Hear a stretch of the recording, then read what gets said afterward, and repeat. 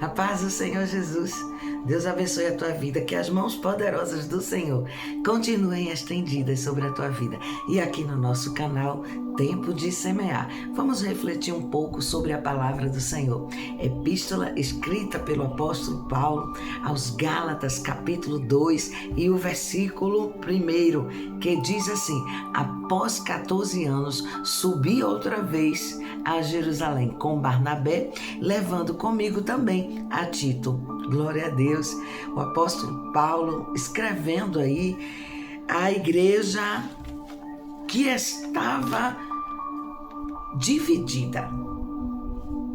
E Paulo aqui, ele vai enfatizar a discussão em torno dos falsos profetas, daqueles que vêm para dividir a igreja, daqueles que vêm achando que Deus está falando, quando na verdade é apenas uma colocação humana. E diante desses falsos profetas, muitos têm se desviado da fé. E hoje não é diferente. E Paulo continua contemporâneo, trazendo para nós uma reflexão. Mas, na verdade, quem é Paulo? E por que 14 anos após, ele sobe outra vez até Jerusalém? O que teria acontecido com o apóstolo Paulo até chegar ao nível de escrever cartas, epístolas às igrejas, doutrinando-as conforme o querer e a vontade do Senhor? Sabemos que Deus, Pai Todo-Poderoso, ele vem se apresentando no Velho Testamento, e Paulo conhecia muito bem o Velho Testamento. Paulo ouviu dos seus pais, Paulo ouviu daqueles que o cercavam na sua infância, ainda na sua adolescência, acerca do Velho Testamento.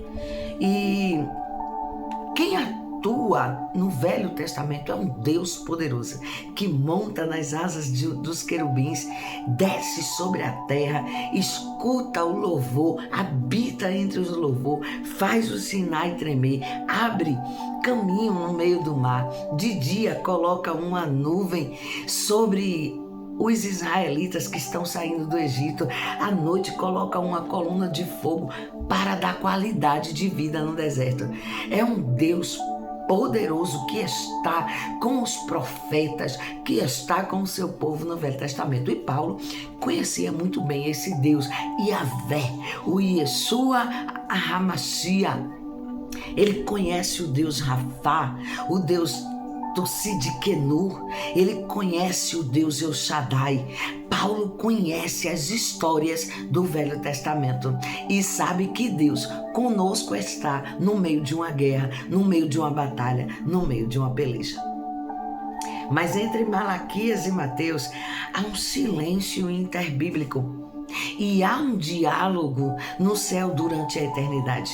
Eu procuro um justo, um sequer, mas eu não encontro ninguém. Jesus, então, o Filho de Deus, se oferece: eis-me aqui, meu Pai, envia-me a mim. E ele então permite que Jesus desça à terra, sinta dores, sede, fome, sinta tristeza, sinta sentimentos e emoções que os homens na terra sentem também, para que ele pudesse cumprir o plano da salvação, o plano da redenção. Jesus ensinou nas sinagogas, ensinou nas relvas, nas colinas. Jesus ensinou às margens da praia. Ele ensinou, curou, libertou, expulsou legiões, mas os homens o entregaram. Nós preferimos a Barrabás. Assim como ele chegou na cidade de Gadara, aquele gadareno entendeu a necessidade de estar com Cristo, a mudança e a transformação que o Senhor Jesus promove nas nossas vidas. Mas aqueles habitantes de Gadara olharam para o mestre e disseram: preferimos o nosso comércio. Criar porcos e vender dá mais lucros. Ah, Jesus, o Senhor é maravilhoso, mas por favor, deixa-nos com o nosso comércio. O endemoniado de Gadara recebeu libertação, mas a cidade em si não aceitou Jesus ali, porque iria atrapalhar a venda, o comércio, o lucro, a economia daquela cidade. Jesus se retira e vai para outro lugar, mas a turba, na hora de escolher, escolhe Barrabás. Crucifica o Nazareno, porque escolhemos a Barrabás. Jesus morre em morte de cruz no alto do Gólgota, e assim cumpre o plano da redenção. Mas tem uma coisa: eu vou para o Pai, mas não vos deixarei órfão, deixarei o meu Espírito, o Espírito Santo de Deus sobre a terra, para vos guiar, consolar, instruir, doutrinar, para que vocês não se percam.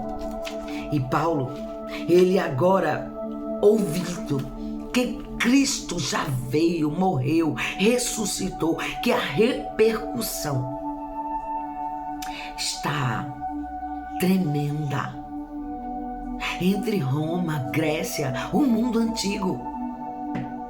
E quem é finalmente este Saulo que depois que se encontra com Cristo se transformará em Paulo? Saulo, que vem de uma família aristocrática, que vem de uma cultura erudita e não uma cultura popular. Ele vai aprender com Gamaliel, o homem mais instruído daquele tempo. Paulo é um defensor da lei romana. Paulo é um defensor daquilo que ele acredita. E ele acreditava que servia a Deus.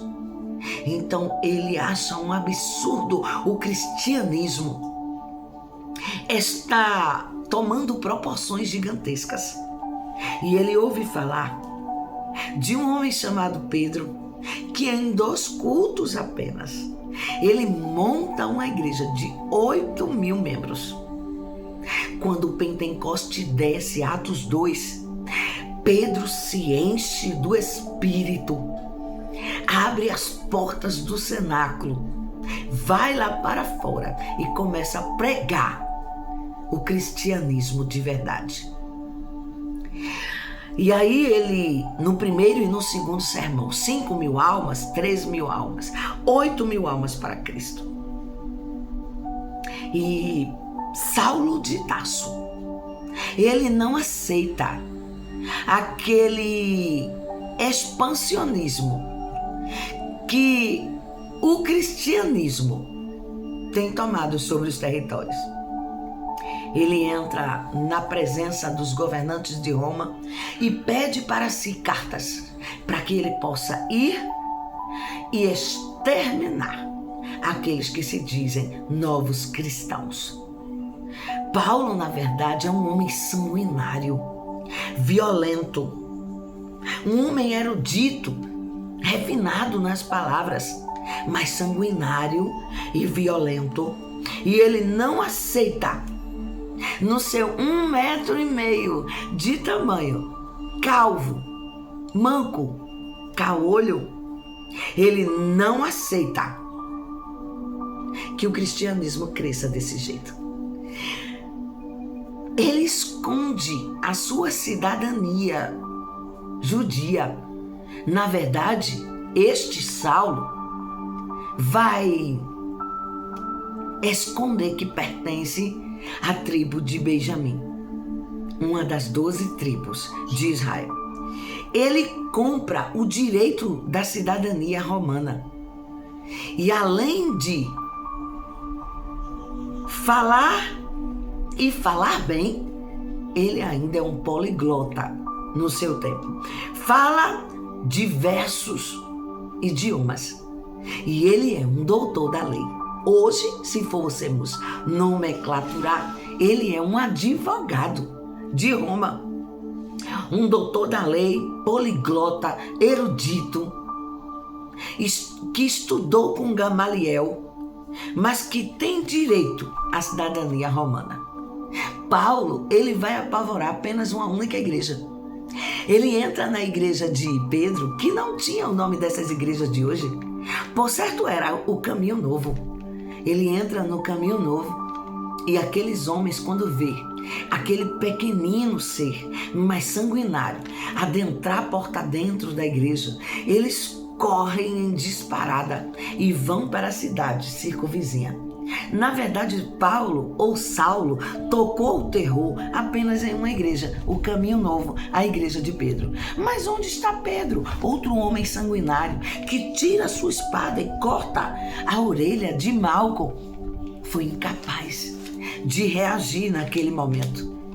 Paulo, ele vai matar violentamente, de forma crudelíssima, apenas na primeira igreja.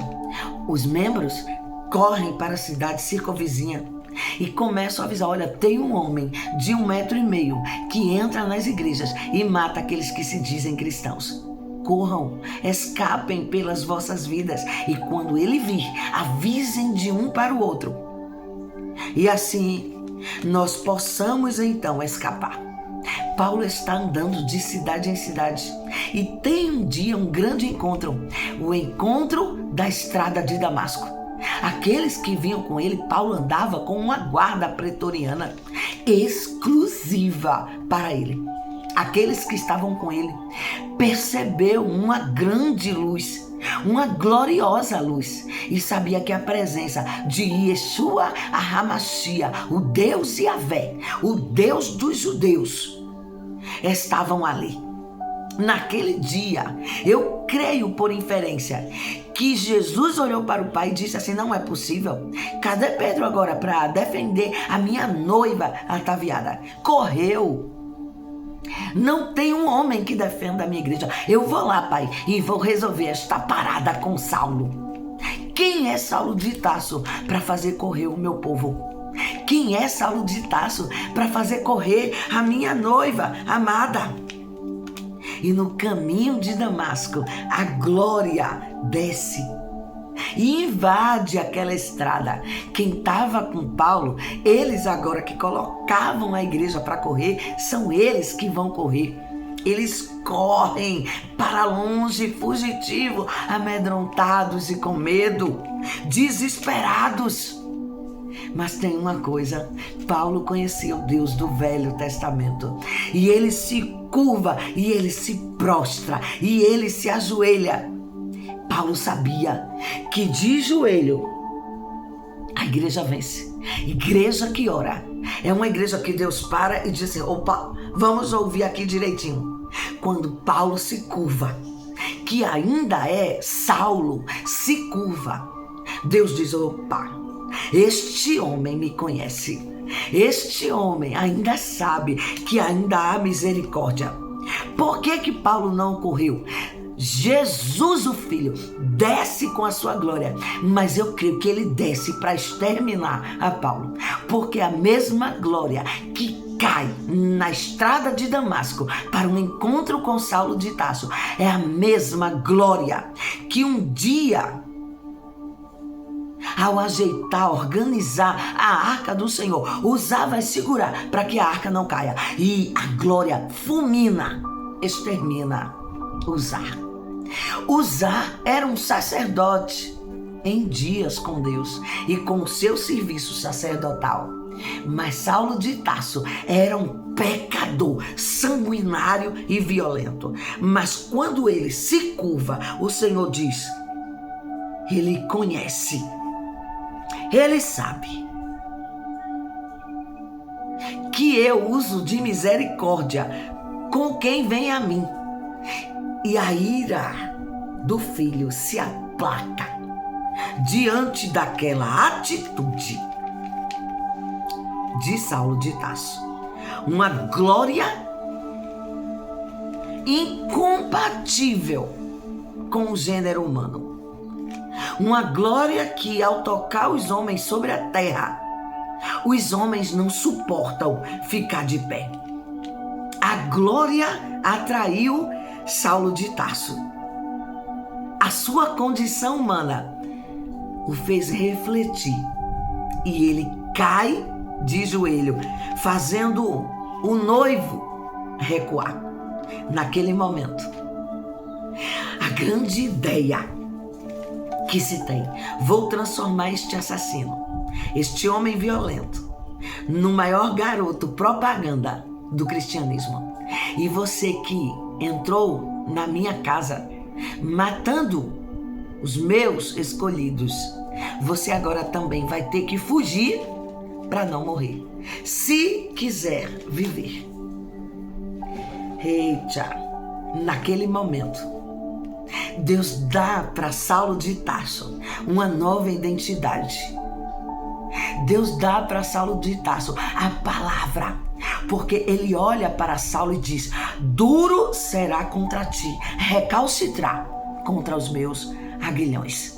Aguilhões serve para dar coice e machucar. É colocado nos pés.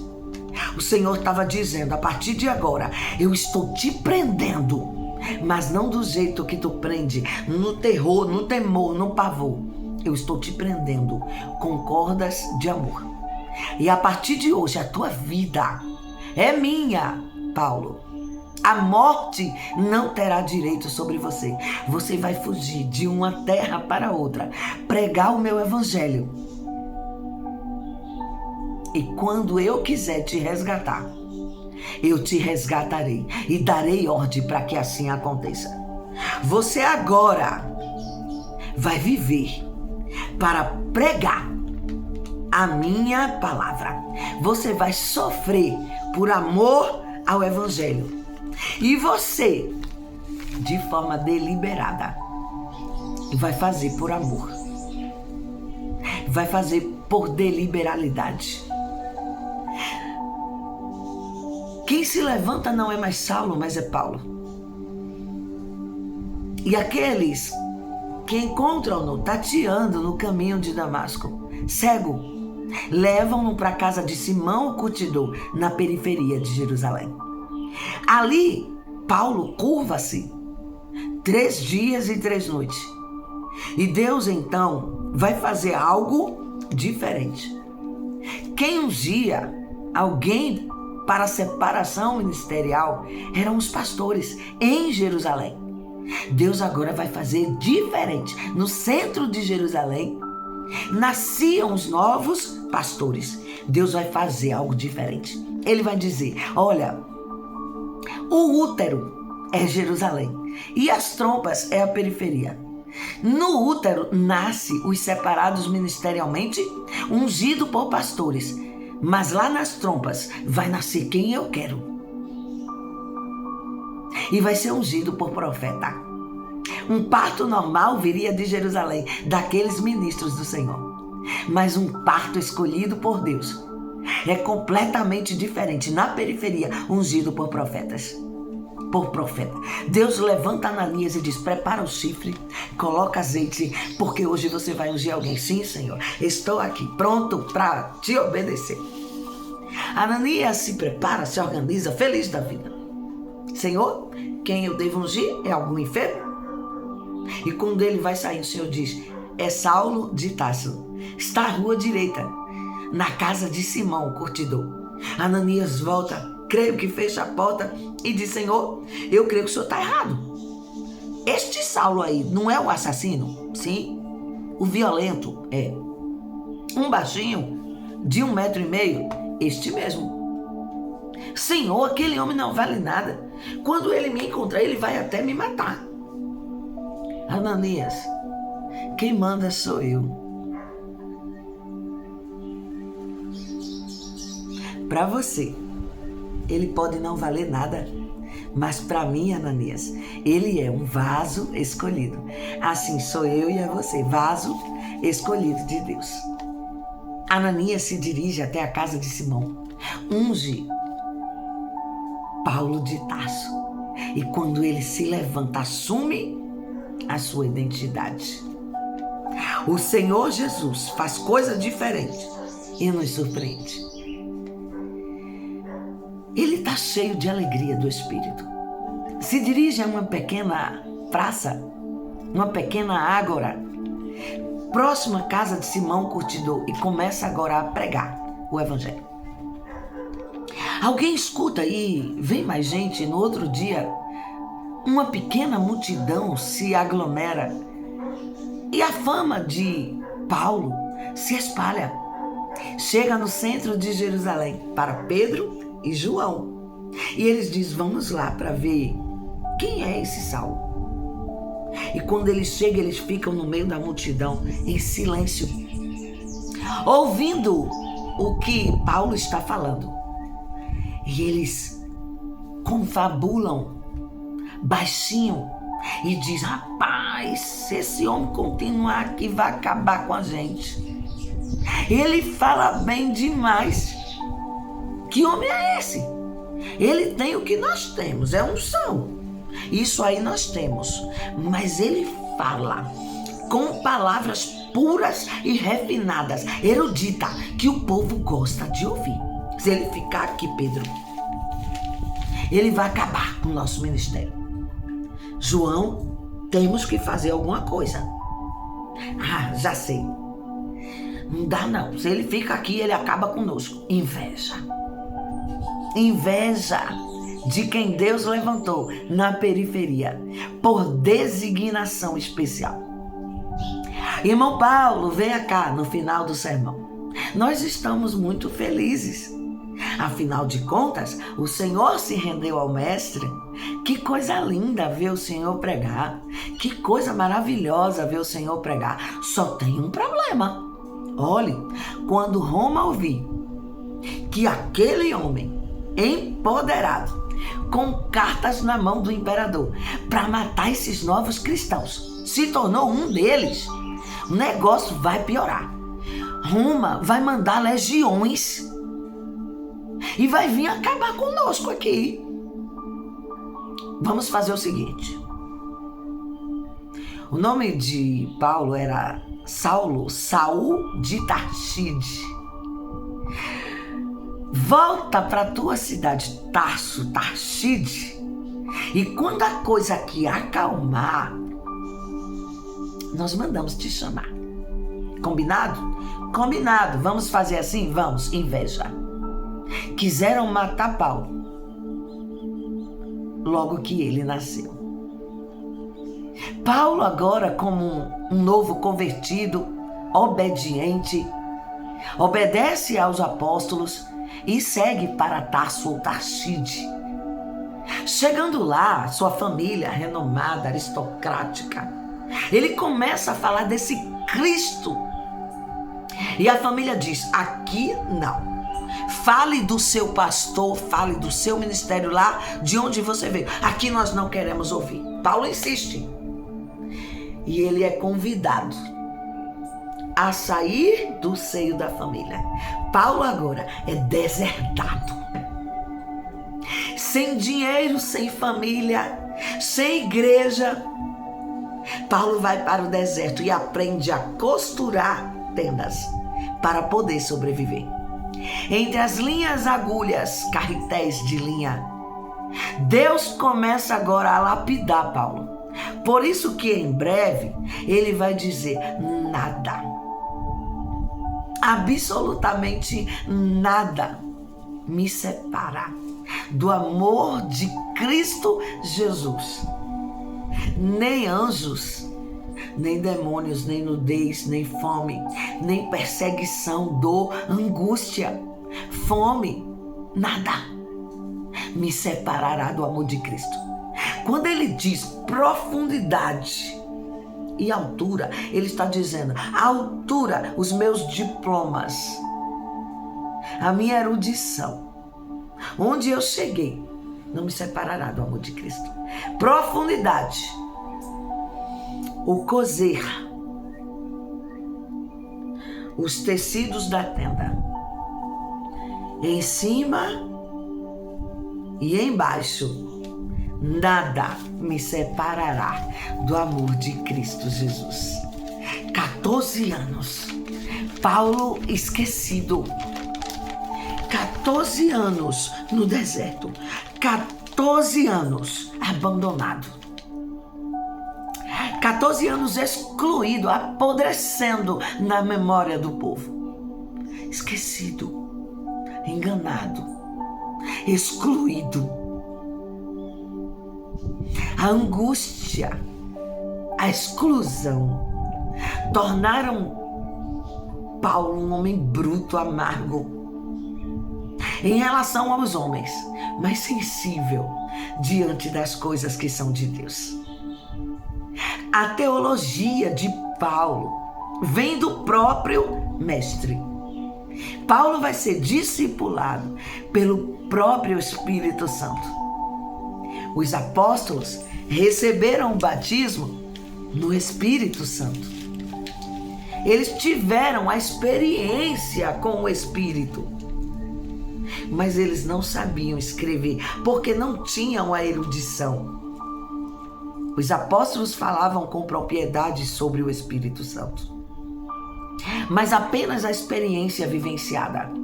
Mas Paulo vai sistematizar a obra do Espírito Santo. É lá, nos 14 anos. Após 14 anos eu voltei a Jerusalém. Eu subi até lá. Paulo vai caracterizar os 9 dons espirituais. Vai falar acerca de morte e de ressurreição. Quem ensinou Paulo a servir uma Santa Ceia? Quem ensinou Paulo acerca do Espírito Santo? Quem ensinou Paulo acerca da ressurreição, da glorificação? Quem ensinou Paulo acerca das ferramentas que todo crente deve usar? Efésios 6. O próprio Mestre, o próprio Cristo. E ele vai dizer: o que eu recebi do Senhor, eu também vos entreguei. Ele está dizendo: o homem não queria que o meu ministério crescesse na terra, mas Deus, Ele quis. Mas Deus me preparou. Quando ele está dizendo: eu recebi do Senhor o que também vos entreguei, ele está dizendo: era para vocês terem me discipulado, era para vocês terem me instruído, me doutrinado, era para vocês terem me ensinado a servir uma Santa Ceia. Ninguém me ensinou. Eu estava no deserto. Mas ele está dizendo: mas o Mestre, ele me ensinou. Por isso eu digo com propriedade: eu recebi dele a instrução, o discipulado, a preparação da Santa Ceia, a sistematização doutrinária. Foi ele quem me deu. Ele fala na terra ainda, mas ele fala para quem ainda quer ouvir. E ele revela na terra os seus segredos e os seus mistérios, mas para quem crê em revelação do céu. Aleluia! Paulo está mais um dia labutando no deserto. Quando ele ouve o trotear dos dromedários e alguém desce do dromedário e diz: a paz do Senhor, irmão Paulo. E ele continua de cabeça baixa. Aponta. Como que de conta? Bota essa tenda aí. Daqui a pouco eu olho. Mas Barnabé, filho da consolação, começa a dizer: eu vim em nome do Senhor. Eu vim em nome do Yeshua HaMashiach. Barnabé era presbítero da igreja de Jerusalém, um homem abastado. E ele começa a dizer: estávamos em uma vigília e Deus bradou e disse: separa Barnabé e Paulo para a minha obra. Barnabé todos conheciam, porque sou eu, mas Paulo ninguém conhecia. E eu comecei a procurar. Sabe, irmão? Faz um ano que eu te procuro. Ninguém sabia quem era esse Paulo. Mas um dia eu encontrei irmãos antigos, velhos. E disseram: eu ouvi falar de um Saulo que se transformou em Paulo. Ele começou ali um movimento perto da casa desse irmão curtidor. E eu fui lá. Levantei relatos. E me falaram que o Senhor veio para Tarstide, para Saulo. E eu procurei o Senhor. Deu trabalho, porque o seu nome mudou até chegar aqui. Ele olha para Paulo e diz: chegou a hora. Paulo, cabisbaixo, levanta então os olhos e diz: demorou demais. Levanta-se, arranca as estacas.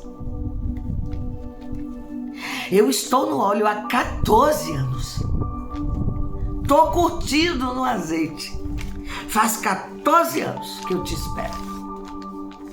Havia contendas de falsos mestres. A igreja de Antioquia estava desprezada, porque era uma igreja pobre, que não sustentava, não havia dízimo. 10 pessoas, 12 participavam do culto. E os apóstolos que estavam em Jerusalém dizem: olha, Barnabé tem uma chamada e um desejo para o pastorado. Coloca ele para Antioquia. Ele tem dízimo, lá ele vai sustentar, porque todos que a gente manda para lá morrem de fome. Manda ele para lá. E Barnabé segue para Antioquia, igreja desprezada, igreja seletiva quanto à etnia, igreja que ninguém queria ir. Paulo, há 14 anos, fervendo como uma criança para falar do amor de Deus. Eles chegam em Antioquia, preparam, o culto da noite vai começar. 2 membros na igreja, mas Paulo e Barnabé 4. O culto se estende para uma vigília. E Paulo começa a pregar de uma forma que a notícia começa a correr. Barnabé não prega, mas Barnabé conhece a homilia, o ritual do culto. Ele dirige pelo Espírito. Barnabé dirige, Paulo prega, a igreja ouve, a notícia se espalha. No outro dia vieram os 10 e trouxeram mais alguém. Disseram que chegou aí um pregador e ele é bom nas palavras. E quando eles escutam isso, quem é bom, escuta o que é bom, sai noticiando e traz sempre mais um. A igreja começou a lotar. Não havia mais espaço em menos de uma semana dentro da igreja. Começaram a colocar gente do lado de fora. E Paulo diz: deixa Barnabé, que o gogó ajuda. Usou a liberdade cristã para falar acerca dos dons espirituais. E Paulo agora começa a pregar acerca dos dons. Barnabé, que está atrás, o dirigente do culto, disse: isso aí eu conheço. Desceu em Atos 2 sobre os apóstolos e eu vi. Que maravilha, os dons do Espírito Santo. Mas em um dado momento, um irmão se levanta falando em línguas.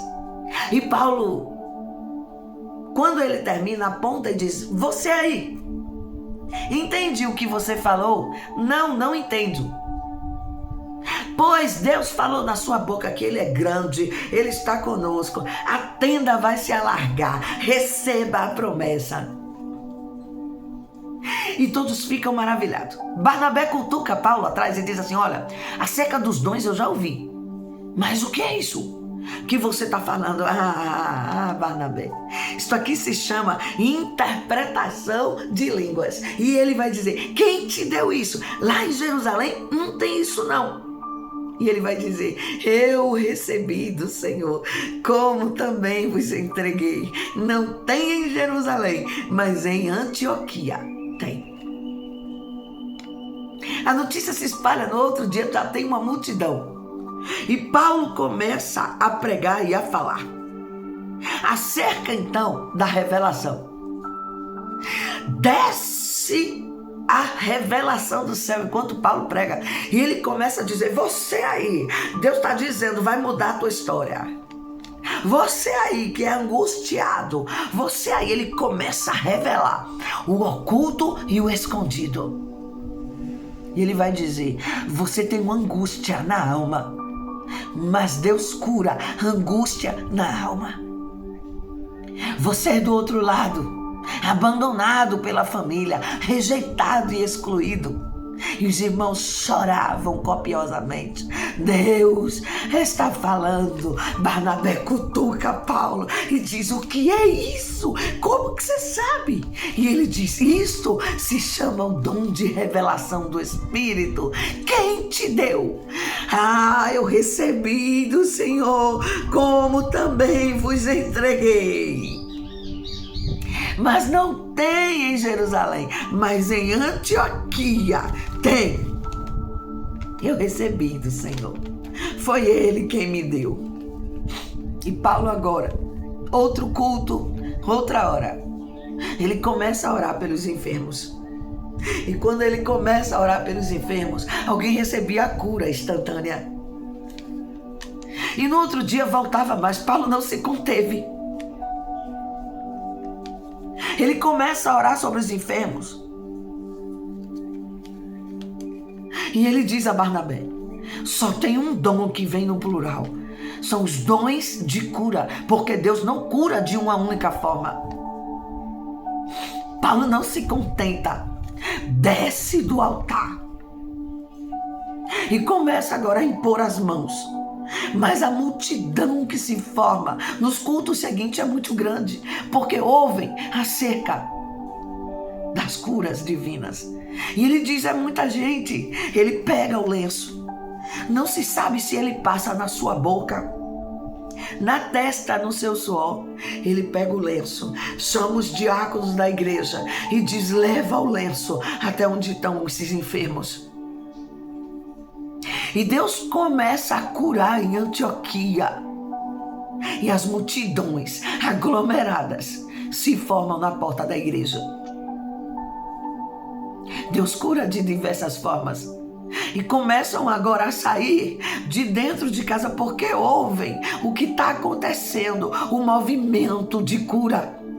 Aqueles tidos como amaldiçoados, excluídos e esquecidos, apodrecidos dentro de casa. Não tinham mãos, não tinham braços, não tinham pernas.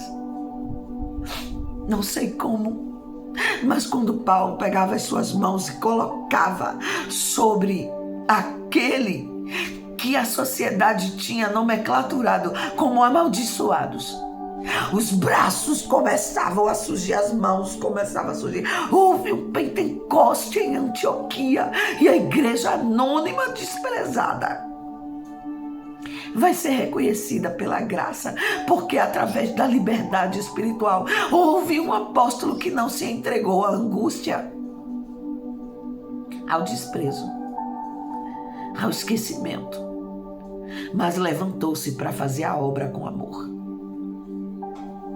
Barnabé cutuca Paulo e diz: o que é isso? Isso é dom de curar. E ele diz: não, isso vai além. Isto aqui se chama dons de operação de maravilhas. O poder de Deus se espalha em Antioquia.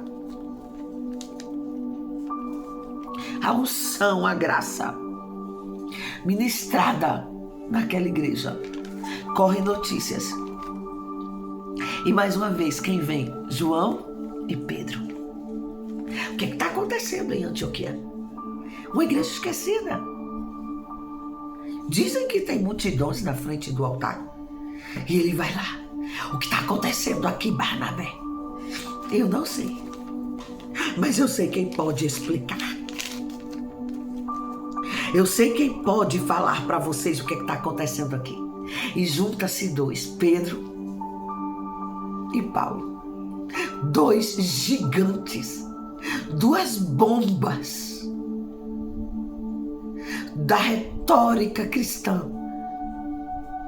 frente a frente. Pedro ouvira falar acerca das curas, dos dons, do batismo no Espírito.